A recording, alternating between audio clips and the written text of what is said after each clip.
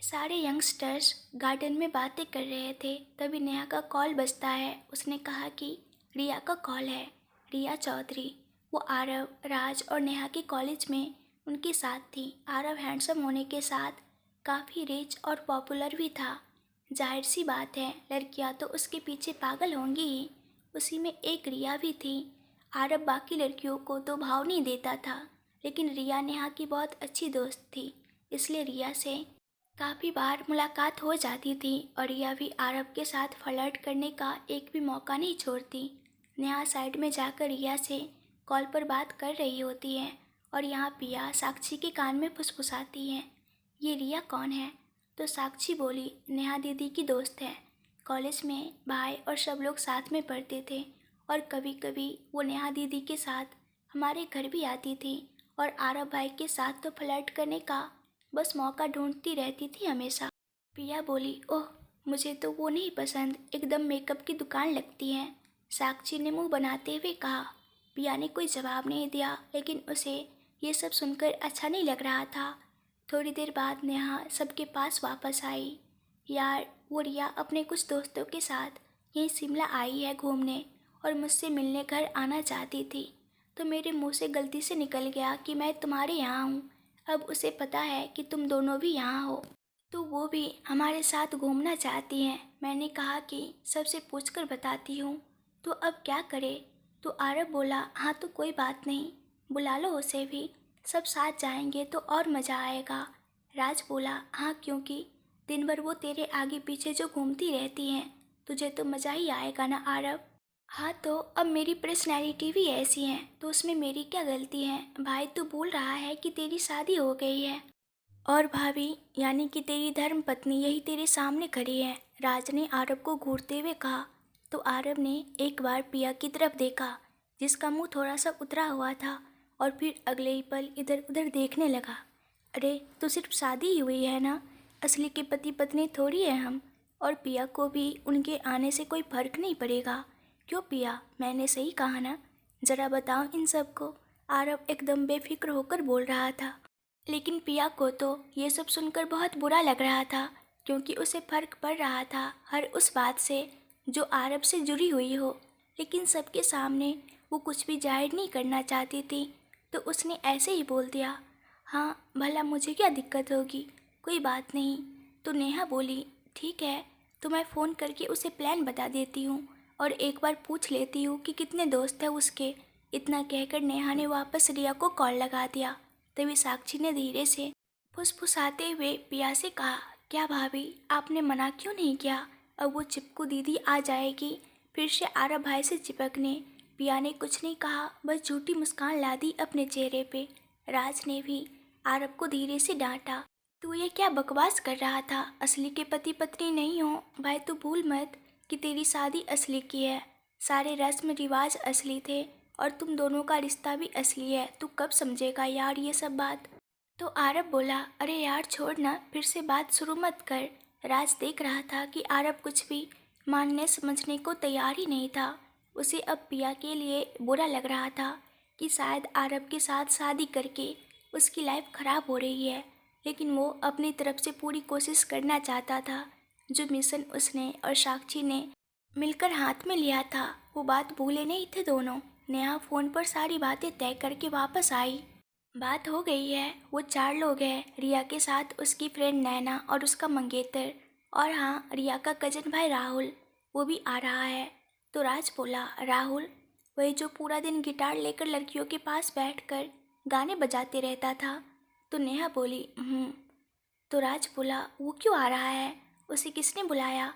क्या मतलब वो रिया का भाई है? कुछ प्रॉब्लम है अगर वो साथ आए तो राज बोला, बहुत प्रॉब्लम है, लेकिन राज ने बहुत धीरे से बोला, तो किसी को सुनाई नहीं दिया, बस आरब ने सुना क्योंकि वो उसके पास ही खड़ा था। कुछ कहा तुमने? अरे कुछ नहीं कहा, आजकल इसका दिमाग थोड़ा ठीक नहीं रहता है, इसलिए कुछ भी बड़बड़ करता रहता है। तुम सब ये छोड़ो और जाके जल्दी से तैयार हो जाओ, हम खाना खाने के लिए 3 बजे निकल रहे हैं। और फिर आरब राज को लेके अंदर जाने लगा। दरअसल बात यह है कि राहुल बहुत ज़्यादा फ्लर्टी लड़का था। यूँ तो वो लड़कियों से घिरा रहता था, लेकिन एक नेहा थी जिससे उसे कभी भाव नहीं मिला। नेहा के ऊपर उसकी काफ़ी अच्छी फ्लर्टिंग स्किल्स का भी कोई असर नहीं होता था और नेहा की यही बात राहुल को बहुत अट्रैक्ट करती थी और नेहा के करीब आने की कोशिश करता रहता। अब तो आप समझ ही गए होंगे कि राज को क्या प्रॉब्लम थी। अरे भाई, 3 बजे इतना लेट क्यों? अभी चलो ना, साक्षी ने चिल्लाते हुए कहा। अरे छोटू, एक दिन में पूरा शिमला थोड़ी ना घूमना है, और भी दिन है हमारे पास, राज ने जाते जाते कहा। तो नेहा, पिया और साक्षी एक दूसरे की शक्ल देखने लगी। ठीक है, फिर 3 बजे मिलते हैं, नेहा ने कहा और वो दोनों को बाय बोलकर अपने घर चली गई। साक्षी और पिया भी अपने अपने कमरे में चली गई तैयार होने। आरव अपने कमरे में बैठा फ़ोन देख रहा था और पिया तैयार हो रही थी और कुछ सोच रही थी। जब उससे रहा नहीं गया तो आखिर उसने आरव से पूछ ही लिया, अगर आप गुस्सा ना करें तो एक बात पूछूं मिस्टर खरोश। आरव ने अपना फ़ोन चलाते हुए ही उसे जवाब दिया, अगर एक और बार मुझे मिस्टर खरोश कह के बुलाया तो ज़रूर गुस्सा करूँगा। हो तो उसमें नया क्या है, वो तो रोज़ का है, पिया ने बेफिक्री से कहा। तो आरव उसे घूर कर देखने लगा। तुम्हें क्या कुछ फर्क नहीं पड़ता मेरे गुस्सा होने से? पड़ता है ना, तभी तो पूछ रही हूँ, बोलो ना। एक सवाल पूछो, पिया ने बहुत मासूमियत से कहा। आरव का मन तो वहीं पिघल गया, लेकिन फिर भी आरव बोला, अगर मना कर दूँ तो नहीं पूछोगी क्या? नहीं, मैं तो फिर भी पूछूंगी, पिया ने तुरंत जवाब दे दिया। तो पूछो ना, क्या बात है? वो राज, क्या वो नेहा से प्यार करता है? पिया की बात सुनकर आरव एकदम से चौंक गया। तुमसे किसने कहा? किसी ने नहीं, उसकी आंखों में साफ नजर आ रहा था। और मुझे लगता है शायद नेहा भी राज को पसंद करती है, और तुम ये कैसे कह सकती हो? पिया बोली, मैं एक लड़की हूँ, दूसरी लड़की के दिल का हाल समझ सकती हूँ। क्या यह सच है कि राज? ओह, ये तो बहुत अच्छी बात है, उसने खुश होते हुए कहा और दूसरे ही पल कुछ याद करके शांत भी हो गई। तो फिर वो दोनों एक दूसरे से इतना रूखा बर्ताव क्यों कर रहे हैं? साक्षी ने तो बताया कि आप तीनों बहुत अच्छे दोस्त रहे हो बचपन से, तो फिर उन दोनों के बीच इतना रूखापन क्यों? पिया के मन में बहुत सारे सवाल थे। वैसे तो आरव इस बारे में किसी से बात नहीं करता था, पर पता नहीं क्यों वो पिया को उसके सवालों के जवाब देना चाहता था। शायद इसलिए क्योंकि जो बात इतने साल से साथ रहे परिवार वालों को पता नहीं चली, वो चीज़ पिया ने एक दिन में ही महसूस कर ली। आरव को पिया पर भरोसा था कि वो उसकी मदद कर सकती है, इसलिए आरव ने पिया को राज और नेहा के बीच जो कुछ हुआ था सब बता दिया। पिया को भी ये जानकर दुख हुआ। हमें कुछ करना चाहिए, वो दोनों एक दूसरे के बिना नहीं रह पाएंगे। देखा ना, आज इतने साल बाद भी उनकी आंखों में एक दूसरे के लिए बहुत प्यार है। तो आरव बोला, हाँ मैं जानता हूँ, नेहा के लंदन जाने के बाद राज को बहुत मुश्किल से संभाला है मैंने। जब नेहा की लंदन की फ्लाइट थी, उस दिन उसने राज को मैसेज भिजवाया था कि वो जा रही है उसकी ज़िंदगी से बहुत दूर, लेकिन अभी भी बस एक बार राज उसे रोक ले, सब कुछ ठीक हो जाएगा। उसका मैसेज मिलते ही हम दोनों तुरंत एयरपोर्ट के लिए निकल गए थे और हम टाइम पर पहुंच भी गए थे। लेकिन राज उसे रोकना तो चाहता था, लेकिन उसकी वो मजबूरी, वो चाहकर भी यहाँ से जाते वक्त नहीं मिल सका। हम दोनों ने बस दूर से उसे जाते हुए देखा। उस दिन राज पूरी रात रोया था, बहुत मुश्किल से संभाला था मैंने उसे, अपनी जान से भी ज़्यादा चाहता है वो नेहा को। पिया बोली, आपने राज को समझाया क्यों नहीं नेहा को रोकने के लिए? मैंने बहुत समझाया था, पर वो माना ही नहीं। नेहा को लगता है कि उसके बुलाने पर भी राज उसे रोकने नहीं आया और नहीं कभी उससे बात करने की कोशिश की, इसलिए अब वो राज से कोई बात नहीं करना चाहती। लेकिन आज इतने साल बाद जब वो फिर से मिले तो मैं इनके बीच की ये दूरियां ख़त्म करना चाहता हूँ, चाहे कुछ भी हो जाए। अपने भाई को अब और दर्द में नहीं देख सकता मैं, और मुझे उसमें तुम्हारी मदद की ज़रूरत है। मैं आपकी मदद ज़रूर करूँगी, लेकिन आपने सब बताया पर ये नहीं बताया कि राज की ऐसी क्या मजबूरी थी जो उसने नेहा को ऐसे जाने दिया। उसका सवाल सुनकर आरव कुछ देर के लिए चुप रहा, फिर वो कुछ बोलने ही जा रहा था कि तभी साक्षी वहाँ आ गई। भाई भाभी चलो, खाना तैयार है, सब आपका इंतजार कर रहे हैं। आरव ने पिया की ओर देखा और उससे कहा कि वो इस बारे में बाद में बात करेंगे। पिया भी समझ गई और दोनों साक्षी के साथ नीचे आ गए खाने के लिए। दोपहर 3 बजे सब लोग जाने के लिए तैयार थे। आरव ड्राइव कर रहा था और तीनों लड़कियां साक्षी स्नो पॉइंट जाना चाहती थी, लेकिन सबने तय किया कि वहां पूरा दिन निकाल कर जाएंगे। तो अभी सबने पहले एक कैफ़े में मिलने का तय किया और फिर वहां से वहीं कहीं आसपास थोड़ा घूम के शाम को मॉल रोड जाएंगे, ये तय किया था। रिया और उसके दोस्त भी सीधा कैफ़े में ही मिलने वाले थे। सब लोग शिमला की हसीन वादियों का मज़ा लेते हुए एंजॉय कर रहे थे। पिया पीछे की सीट पर बैठे कब से आरव को देखी जा रही थी। वो सीटी बजाते हुए गाड़ी चला रहा था और काफ़ी रिलैक्स भी लग रहा था। कार चलाते हुए वो और भी ज़्यादा अट्रैक्टिव भी लग रहा था, जिस वजह से पिया का ध्यान उससे हट ही नहीं रहा था। और नेहा कब से ये बात भी नोटिस कर रही थी। नेहा को यकीन था कि पिया के दिल में आरव के लिए कुछ है, अब बस कंफर्म करना बाकी था। थोड़ी देर में सब कैफ़े पहुंच गए। रिया और उसके दोस्त पहले से पहुंच चुके थे और उन्हीं का वेट कर रहे थे। सब लोग कार से बाहर आए और नेहा ने रिया को गले लगा लिया। दोनों काफ़ी लंबे वक्त के बाद मिल रहे थे, क्योंकि नेहा लंदन चली गई थी। और उसके बाद जैसे ही रिया ने आरव को देखा, वो सीधा जाके उसके गले लग गई। ये देखकर पिया तो हैरान हो गई। अब कोई लड़की उसके पति देव को उसके सामने ही ऐसे गले लगा ले तो हैरान होना तो बनता है ना। बाकी सब तो रिया को जानते ही थे, इसलिए उन्हें ज़्यादा कुछ हैरानी नहीं हुई। लेकिन पिया के दिल में तो जैसे कांटे चुभने लगे थे, पर वो कुछ बोल नहीं पाई, बस अपने मन में बोले जा रही थी, अरे कैसी लड़की है ये, मेरे ही सामने मेरे पति को गले लगा रही है। इसकी तो मैं 1 मिनट, मुझे इन्हें ऐसे देखकर गुस्सा क्यों आ रहा है, मुझे क्या लेना देना है, हम दोनों कौन सा एक दूसरे से प्यार करते हैं, मेरा तो आरव जी के ऊपर कोई हक भी नहीं है। तो फिर मुझे ये सब देखकर, ओ भगवान जी, ये सब क्या हो रहा है मेरे साथ। पिया अकेले ही अपने मन में बड़बड़ करे जा रही थी, लेकिन उसके चेहरे पर उसकी नाराज़गी साफ नज़र आ रही थी। बाकी सबका तो ध्यान नहीं था पिया के ऊपर, लेकिन नेहा कब से इस बात को नोटिस कर रही थी। फाइनली रिया आरव से अलग हुई, लेकिन अभी भी उसके करीब ही खड़ी थी। यहाँ एक और इंसान था जो किसी से फ्लर्ट करने की कोशिश में लगा हुआ था, और वो था राहुल। राहुल बाकी सब कुछ छोड़कर बस नेहा से ही बातें किए जा रहा था और आज कब से उसे घूर रहा था। और नेहा भी ये बात नोटिस कर रही थी कि राज को शायद बहुत जलन हो रही है राहुल से। यूँ तो नेहा को राहुल से बात करने में कोई दिलचस्पी नहीं थी, लेकिन आज वो राज को और जलाना चाहती थी, या यूँ कहे कि उसे परेशान करना चाहती थी। तभी रिया की नज़र पिया पर जाती है। ये कौन है, पहले तो कभी नहीं देखा। उसकी बात सुनकर आरव पिया की तरफ देखने लगा। पिया ने तो कोई जवाब नहीं दिया, लेकिन राज ने आरव का हाथ पकड़कर उसे खींचा और पिया के बाजू में खड़ा कर दिया। बोल आरव, रिया कुछ पूछ रही है ना, जवाब दे उसे कि ये कौन है। आरव ने एक नज़र सबको देखा और फिर बोल दिया, ये पिया है, मैं वाइफ, बस अभी कुछ दिनों पहले ही हमारी शादी हुई है। आरव के मुंह से माय वाइफ सुनकर पिया को बहुत अच्छा महसूस हुआ, लेकिन रिया का मुंह खुला का खुला ही रह गया। तभी साक्षी भी उसे चिढ़ाने के लिए बोली, यस आप भी मिलो भाई की वाइफ और हमारी प्यारी भाभी से। साक्षी की बात सुनकर पिया ने रिया को हेलो कहा, लेकिन रिया ने कोई जवाब नहीं दिया। वो बस पिया को ऊपर से नीचे तक घूर रही थी।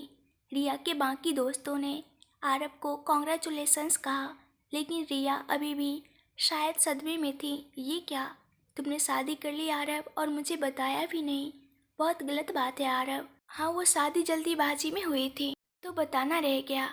तो रिया बोली, ओह तो क्या तुम्हारी अरेंज मैरिज है। तो आरव बोला रिया फिर बोली, अच्छी बात है, मिलकर अच्छा लगा पिया। पिया ने कुछ जवाब नहीं दिया, बस मुस्कुरा दी। साक्षी बोली, अब क्या कुछ खाए प्लीज़, मुझे बहुत भूख लग रही है। ओए भुक्कर, अभी घर से खाना खा के ही तो निकले हम, इतनी जल्दी तुझे फिर से भूख भी लग गई। साक्षी बोली, क्या भाई, अब भूख लगी है तो क्या करूँ। तो राज भी बोला, ठीक है चलो पहले कुछ खाते हैं फिर घूमने चलेंगे। सब लोग कैफ़े के अंदर जाकर बैठ गए। रिया जानबूझकर आरव के बाजू में ही बैठ गई। पिया वही बैठने जा रही थी, लेकिन रिया पहले बैठ गई तो पिया ने भी कुछ नहीं कहा और दूसरी तरफ जाके नेहा के साथ बैठ गई। नेहा कब से रिया की हरकतों को देख रही थी और उसे अब रिया पर गुस्सा आने लगा था। रिया पहले भी आरव से फ्लर्ट किया करती थी, लेकिन तब आरव सिंगल था और अब वो किसी और का है। लेकिन रिया अपनी बचकानी हरकतों से सबका मूड बिगाड़ रही थी। नेहा को पिया के चेहरे पे उदासी साफ नजर आ रही थी, तो उसने कुछ सोचा और आरव को बुलाया। अरे आरव, सुनो ना, मुझे वहाँ रिया के पास बैठना है यार। कितने सालों बाद अपनी प्यारी दोस्त से मिल रही हूँ, बहुत सारी बातें करनी है, तो क्या तुम प्लीज़ यहाँ आकर बैठ सकते हो? आरव ने हाँ में सिर हिलाया और उठकर नेहा की जगह चला गया और पिया की बाजू में आकर बैठ गया। वहीं पिया कब से नेहा को ही देखे जा रही थी। वो सोच रही थी कि क्या नेहा ने ये जानबूझकर किया ताकि उसे आरव के साथ बिठा सके। तभी नेहा ने उसकी तरफ देखा और धीरे से आंख मार दी। पिया को ये देखकर हंसी आ गई, लेकिन उसने खुद पर काबू किया और दूसरी तरफ रिया नेहा को ही घूरे जा रही थी। तो नेहा ने उसे धीरे से कहा, हम इस बारे में बाद में बात करेंगे, अभी खाना खाओ। सबने साथ मिल के खाना खाया। बहुत सी बातें और हंसी मजाक के साथ सब एंजॉय कर रहे थे और फिर खाना हो जाने के बाद सब लोग नज़दीकी इलाकों में घूमने के लिए निकल पड़े। रिया को पिया से बहुत जलन हो रही थी। आखिर क्यों ना हो, आरव के पीछे पूरे कॉलेज की सारी गर्ल्स पागल थी। एक से बढ़कर एक लड़कियां उससे शादी के सपने देख रही थी, लेकिन आरव ने शादी करी किससे? एक ऐसी लड़की से जो ठीक से तैयार होना भी नहीं जानती। वो खुद भी आरव को अपने प्यार में फंसाकर उसे शादी करना चाहती थी, लेकिन वो कामयाब नहीं हो पाई। ये जानने के बाद भी कि आरव अब शादीशुदा है, वो फिर भी उसे पाना चाहती थी और इस वक्त पिया उसे अपने रास्ते का सबसे बड़ा कांटा नजर आ रही थी। अब देखना ये है कि आरव को पाने की चाह में वो किस हद तक जाती है। थोड़ी देर आसपास घूमने के बाद सब लोग मॉल रोड गए शॉपिंग करने के लिए। वहाँ पर तरह तरह की चीज़ें मिल रही थी और सब लोग अपने लिए कुछ न कुछ खरीदने में लगे हुए थे। पिया भी बाकी सबके साथ अपनी शॉपिंग में बिजी थी, लेकिन आरव को शॉपिंग में कोई दिलचस्पी नहीं थी, इसलिए वह साइड में खड़ा अपना फ़ोन चलाए जा रहा था। तभी उसकी नज़र एक दुकान पर मिल रहे कानों के झुमके पर पड़ती है। वो बहुत ही सुंदर झुमके थे और उन पर मोर पंख की डिज़ाइन बनी हुई थी। आरव को यह झुमके बहुत अच्छे लगे और पता नहीं क्यों उसे वह खरीदने का मन हुआ, लेकिन वह किसके लिए खरीदता? उसने एक बार पिया की तरफ देखा, जो साक्षी और नेहा के साथ बातें करते हुए हंस रही थी। आरव को पिया को ऐसे खुलकर हंसते हुए बहुत प्यारी लग रही थी और पता नहीं क्या सोचकर, लेकिन उसने उस दुकान पर जाकर वह झुमके खरीद लिए और अपने पास अपनी जेब के अंदर रख दिए। वह दुकानदार को पैसे देकर मुड़ा ही था कि तभी रिया अचानक से उसके सामने आकर खड़ी हो गई। तुम यहाँ क्या कर रहे हो आरव? मैं कब से तुम्हें ढूंढ रही थी। तो आरव बोला, मैं तो कब से यहीं हूँ, पर तुम मुझे क्यों ढूंढ रही थी? कुछ काम था? नहीं, बस ऐसे ही। अब हमने इतने दिनों बाद मिले हैं तो थोड़ी बातें तो कर ही सकते हैं ना। वैसे एक बात पूछो, बुरा तो नहीं मानोगे ना? नहीं, पूछो क्या बात है। पिया के साथ तुम्हारी अरेंज मैरिज हुई है ना, लेकिन तुम्हें पिया पसंद कैसे आ गई? तुम्हारे कहने का क्या मतलब है? अरे मैं तो बस यह कह रही थी कि कॉलेज में तुम सबसे पॉपुलर लड़के थे और पूरे कॉलेज की लड़कियां मरती थी तुम पर, और यह बात तुम बहुत अच्छे से जानते थे। तुम जिसे चाहो उससे शादी कर सकते थे और हम सबको भी यही लगता था कि जिस लड़की को तुम पसंद करोगे वह दुनिया की सबसे खूबसूरत लड़की होगी। लेकिन पिया तो कुछ खास नहीं है, वह तो एकदम सिंपल सी लग रही है और यहाँ तक कि मेकअप तक लगाना नहीं आता। ऐसा लग रहा है जैसे नींद से उठकर सीधे यहाँ आ गई हो। ऐसा कुछ नहीं है। और रही बात मेकअप ना लगाने की, तो पिया पर सादगी बहुत अच्छी लगती है। वह उसके सिंपल लुक में भी बहुत प्यारी लगती है। रिया को तो लगा था कि आरव पिया को पसंद नहीं करता और उसकी शादी उसकी मर्जी के बिना हुई है, लेकिन इस वक्त आरव के मुंह से पिया के लिए अच्छी बातें सुनकर उसका मुंह उतर गया और उसे बहुत गुस्सा आने लगा। लेकिन आरव और पिया का एक दूसरे के साथ बर्ताव देखकर कहीं न कहीं उसे लग रहा था कि कुछ तो गड़बड़ है। रिया कुछ कहने ही वाली थी कि तभी वहाँ राज आ गया और आरव को अपने साथ ले गया। तो आरव बोला, क्या हुआ भाई, तुम मुझे ऐसे क्यों खींच कर ले आया? यार तू देखना, उस राहुल को कब से नेहा के साथ चिपका हुआ है। इस राहुल के बच्चे को मैं छोड़ूंगा नहीं। ये जानबूझकर कब से नेहा के साथ फ्लर्ट करने की कोशिश कर रहा है। तो आरव बोला, अरे लेकिन तू तो जानता है ना कि नेहा कैसी है। वह तुझे पसंद करती है, वह राहुल को भाव नहीं देगी। फिक्र मत कर यार। हाँ यार, मैं जानता हूँ कि नेहा ऐसी नहीं है, लेकिन तू देख ना, आज नेहा उससे हंस हंस के बातें कर रही है।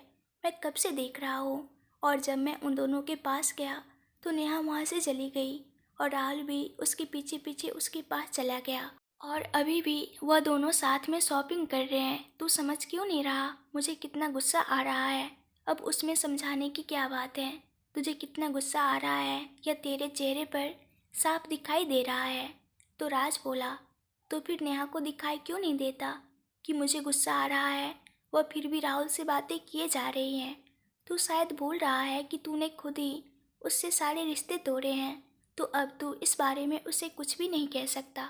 वो अब उसकी लाइफ है। जानता हूँ कि तू उसके बिना नहीं रह सकता है, लेकिन देख राज, मेरी बात मान। तुझे नेहा को सब सच सच बता देना चाहिए। उसका हक है जानने का। आरव की बात सुनकर राज एकदम से चुप हो गया। उसके गुस्से की जगह अब उसकी आंखों में आंसू आ गए थे।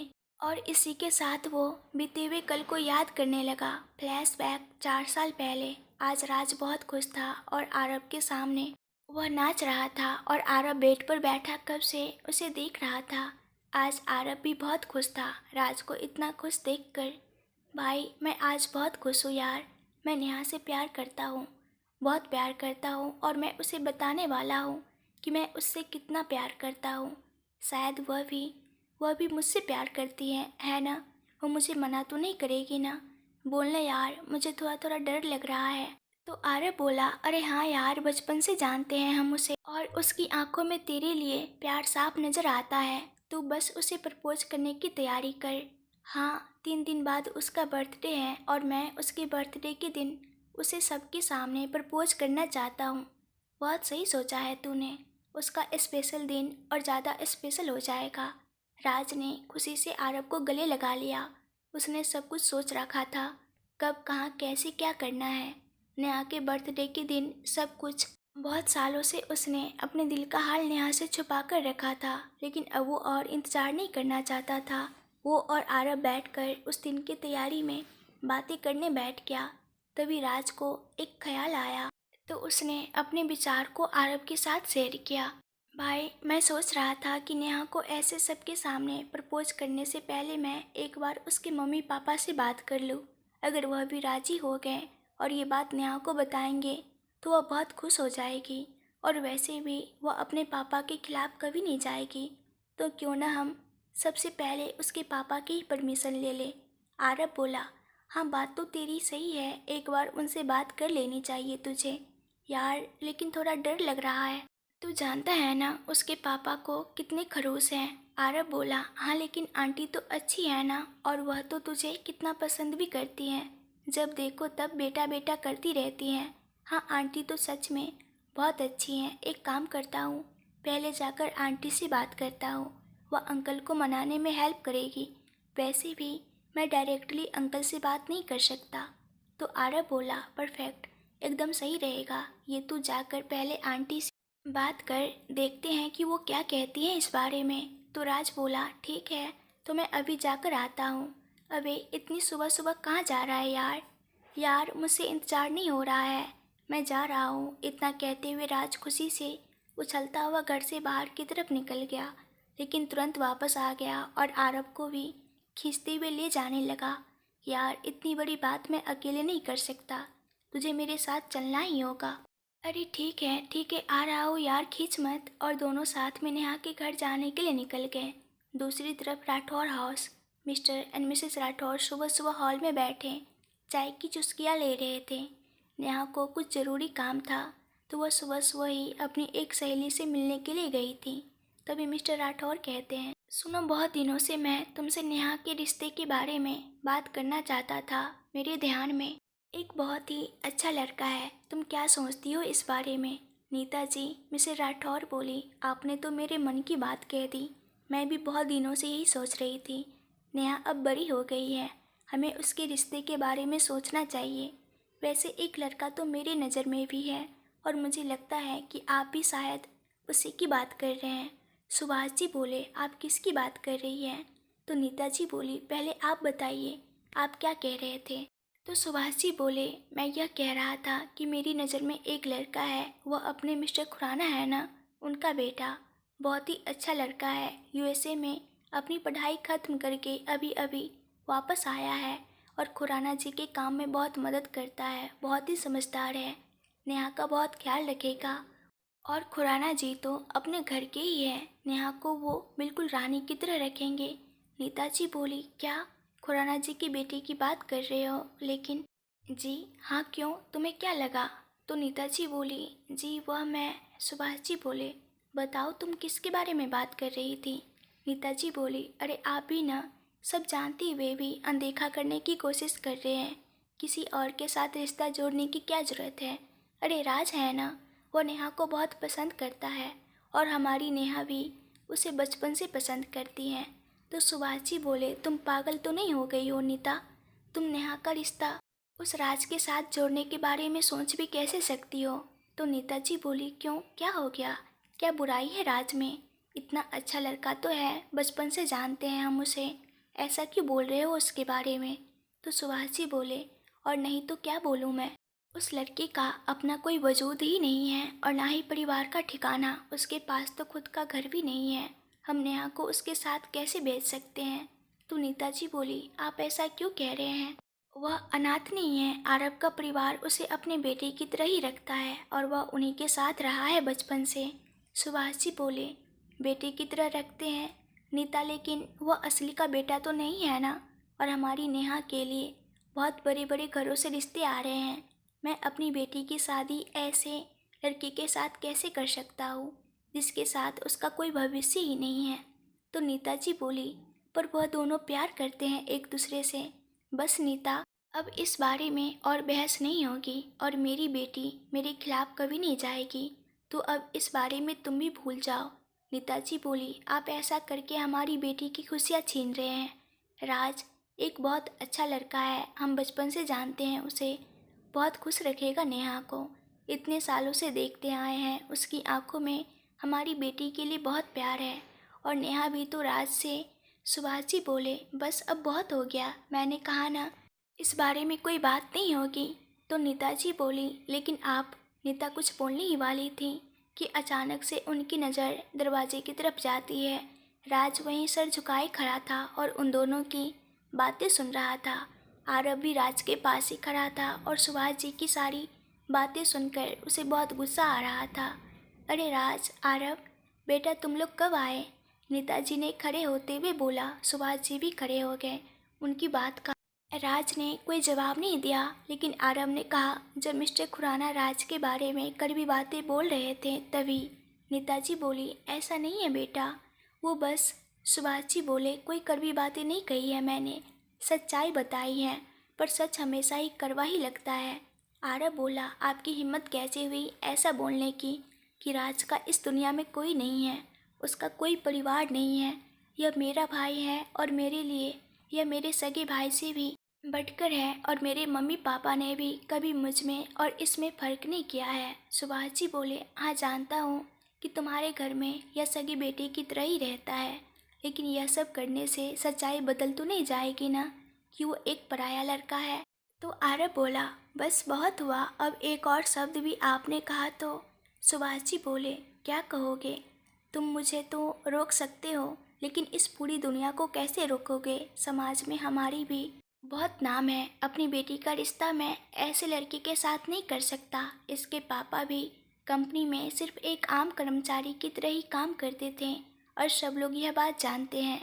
तो आरव बोला, प्रॉब्लम राज का बैकग्राउंड नहीं है, प्रॉब्लम आपकी छोटी सोच में है। सही कह रही थी आप आंटी, राज नेहा को बहुत पसंद करता है और उसे बहुत खुश रखता। आज वो आपसे नेहा का हाथ मांगने ही आया था, लेकिन यहाँ तो राज बोला, बस कर आरव, चुप हो जा। राज की बात मानकर आरव चुप हो गया। फिर राज ने धीरे से कहा, आपके घर में ऐसे बिना बताए आने के लिए माफ़ी चाहता हूँ। मुझे लगता था कि आप लोग मेरे अपने ही हो, लेकिन मैं शायद। नीताजी बोली, ऐसी बात नहीं है राज, प्लीज़ तुम इनकी बातों का बुरा मत मानो, इनकी तरफ से मैं माफ़ी मांगती हूँ। तो राज बोला, नहीं आंटी, माफ़ी मांगने की कोई ज़रूरत नहीं है, उन्होंने सब सच ही कहा है।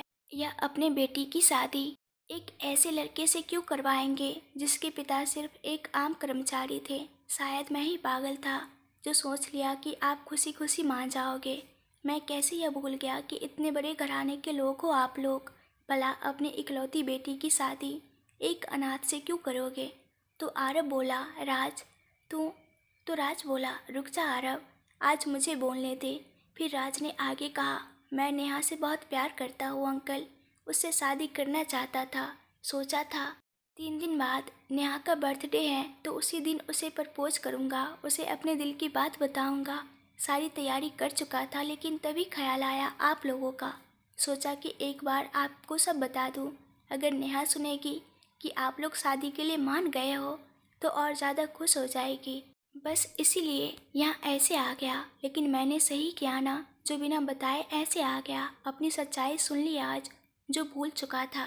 नीताजी बोली, नहीं बेटा ऐसी बात नहीं है, तुम यह सब। अरे आप कुछ कहते क्यों नहीं। सुभाष जी बोले, देखो राज, मेरा इरादा तुम्हें दुख पहुंचाने का नहीं था। यह सब बोलने के लिए मैं तुमसे माफ़ी मांगता हूँ। लेकिन तो राज बोला, लेकिन आप नेहा की शादी मुझसे नहीं करवा सकते, यही ना। तो सुभाष जी बोले, नेहा हमारी इकलौती बेटी है, उसके लिए हमने बहुत सारे सपने देखे हैं उसकी शादी को लेकर, और मैं उसे दुनिया भर की खुशियाँ देना चाहता हूँ। फिर आरव बोला, उससे उसका प्यार छीनकर आपको दिखाई क्यों नहीं देता कि नेहा भी राज से प्यार करती है। इन दोनों को अलग करने के बारे में आप सोच भी कैसे सकते हो। सबको दिखाई देता है इनका प्यार, लेकिन आप देखकर भी अनदेखा करने की कोशिश क्यों कर रहे हो। तो राज बोला, नहीं आरव, इन्होंने कुछ गलत नहीं कहा। हर माँ बाप की इच्छा होती है, बहुत से सपने होते हैं। अपनी बेटी की शादी को लेकर हमें कोई हक नहीं है उनके सपने तोड़ने का। तो आरव बोला, तू क्या बोल रहा है राज, कहीं तुम नेहा को। पागल मत बन यार। सुभाष जी बोले, नेहा को क्या। तो अब तुम नेहा को यह सब बताकर उसके बाप को उसकी नज़रों में गिराना चाहते हो, ताकि ज़िंदगी भर के लिए वह तुम्हारी हो जाए और अपने पापा से नफरत करे। तो राज बोला, नहीं, मैं नेहा को इस बारे में कुछ नहीं बताऊंगा। अगर उसे हासिल ही करना होता तो कब का कर लिया होता। लेकिन आपका आशीर्वाद मांगने आया था और पूरे हक के साथ उसे अपने घर लाना चाहता था। सुभाष जी बोले, किस घर की बात कर रहे हो तुम, तुम्हारा खुद का घर है कहाँ। बचपन से तो नीताजी बोली, अब बस कीजिए आप, इतने कठोर कैसे हो सकते हो आप। मैंने कभी सोचा भी नहीं था कि आप राज के बारे में ऐसा सोचते हो। तो सुभाष जी बोले, सवाल मेरी बेटी की ज़िंदगी का है नीता। तो आरव बोला, आगे से कभी गलती से भी यह मत बोलना कि राज का कोई बैकग्राउंड नहीं है। पूरा कपूर मेंशन राज का है, वो हमारे परिवार का हिस्सा है, और नेहा राज के अलावा किसी और के साथ कभी खुश नहीं रहेगी। तो नीताजी बोली, क्यों जिद कर रहे हो आप, बात कहाँ से कहाँ पहुँच गई है, और आप है कि। तो राज बोला, मैं नेहा से शादी नहीं करूँगा। राज के मुंह से यह बात सुनकर आरव और नीताजी चौंक गए। तभी राज ने आगे कहा, मैं नेहा से शादी नहीं करूँगा और ना ही कभी उसे अपने दिल की बात बताऊँगा। आपकी बेटी हमेशा आपकी ही रहेगी, जहाँ मर्जी हो वहाँ शादी कराओ उसकी। मैं आपके रास्ते में कभी नहीं आऊँगा। यहाँ आने के लिए माफ़ी चाहता हूँ, आज के बाद कभी नहीं आऊँगा। नेहा का ख्याल रखना। इतना कहकर राज वापस जाने के लिए मुड़ा, लेकिन बस कुछ कदम आगे बढ़ा ही था कि सुभाष जी ने उसे रोक लिया। रुको। राज उनकी बात सुनकर वहीं रुक गया और ऐसे ही खड़ा रहा। सुभाष जी के ऐसे रोकने से नीताजी और आरव के मन में एक उम्मीद जगी थी कि सब कुछ ठीक होगा। लेकिन सुभाष जी बोले, मुझसे वादा करो कि तुम नेहा से दूर रहोगे और उसकी ज़िंदगी में दखल नहीं दोगे। सुभाष जी के मुंह से यह बात सुनकर नीताजी और आरव के मन में बची हुई उम्मीद भी अब पूरी तरह से खत्म हो चुकी थी। राज कब से अपने आंखों में आंसुओं को कंट्रोल कर हिम्मत से बात कर रहा था, लेकिन यह सुनकर राज अपने आंसुओं को रोक नहीं पाया। उसने बस धीरे से कहा, मैं नेहा की ज़िंदगी से हमेशा के लिए दूर चला जाऊंगा और कभी उसकी ज़िंदगी में दखल नहीं दूंगा, वादा करता हूँ। बिना पीछे मुड़े अपनी बात कहकर बहते हुए आंसुओं के साथ वो वहाँ से तुरंत निकल गया। आरव ने भी एक बार सुभाष जी की तरफ गुस्से से देखा, लेकिन बिना कुछ कहे भागते हुए राज के पीछे गया। नीताजी बोली, ये आपने क्या कर दिया, एक बार हमारी नेहा के बारे में तो सोच लेते। तो सुभाष जी बोले, उसके बारे में सोचकर ही किया है। नीता जी बोली, लेकिन वह राज से प्यार। सुभाष जी बोले, नादानी है उसकी, बच्ची है वह अभी, और इस उम्र में बच्चे ज़्यादातर गलत फैसले कर लेते हैं। हम माँ बाप हैं और उनकी ज़िंदगी के सही फैसले लेना हमारा फर्ज है। मैंने जो भी किया है अपनी बेटी की खुशियों के लिए किया है, उसके अच्छे भविष्य के लिए किया है। नीता जी बोली, ठीक है, अगर आपका यही फैसला है तो यही सही। जिस दिन अपनी बेटी को तड़पते हुए देखोगे उस दिन आपको समझ आएगा कि आपने कितनी बड़ी गलती की है। इतना कहते हुए नीता जी भी वहाँ से चली गई। सुभाष जी बस उन्हें जाते हुए देखते रहे।